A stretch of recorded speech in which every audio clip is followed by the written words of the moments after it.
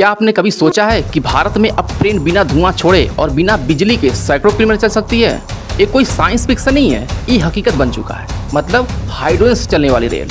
दुनिया की बड़ी से बड़ी ताकतें इस पर काम कर रही हैं। अब भारत भी इस रेस में शामिल हो चुका है। हाइड्रोजन ट्रेन यानी वो रेल जो बिना धुआं छोड़े न शोर करती है। इसमें डीजल नहीं, हाइड्रोजन गैस जलती है, लेकिन आग से नहीं, सिर्फ विज्ञान से। जब हाइड्रोजन गैस फ्यूल सेल से ऑक्सीजन मिलता है तो बनती है बिजली और निकलता है बस पानी की कुछ बूंद। न धुआं न प्रदूषण, बस सन्नाटे में दौड़ती एक क्रांति।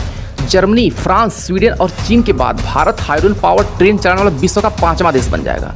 2030 तक भारत की जमीन पर कई ऐसे रूट्स होंगे जहां ट्रेन धुआं नहीं, उम्मीद छोड़ेगी। ये कोई आम ट्रेन नहीं होगी, एक पर्यावरण की रक्षक होगी। इस क्रांतिकारी ट्रेन की डिजाइन कर रही है चेन्नई की इंटीग्रल कोच फैक्ट्री यानी ICF। वही ICF जिसने वंदे भारत जैसे सुपरफास्ट और स्वदेशी ट्रेन तैयार किया है। अब उसका अगला मिशन है भारत की पहली हाइड्रोजन संचालित ट्रेन।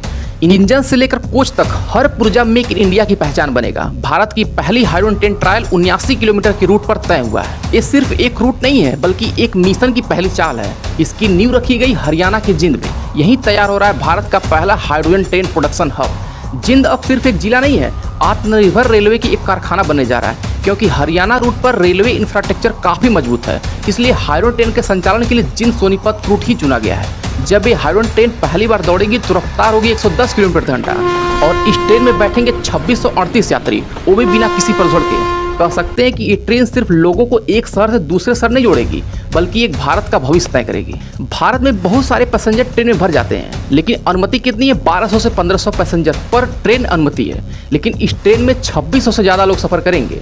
ज़्यादातर देशों में 500 से 600 हार्स पावर की क्षमता वाली हाइड्रोजन ट्रेन बनाई गई है, लेकिन भारत में 1200 हार्स पावर की क्षमता वाली इंजन बनाकर भारत बड़ी सफलता हासिल किया है। दोस्त, इस प्रोजेक्ट में प्रति ट्रेन 80 करोड़ रुपए खर्च होने का अनुमान है और प्रत्येक रूट पर 1700 करोड़ इंफ्रास्ट्रक्चर विकसित करने के लिए इन्वेस्ट किए जाएंगे।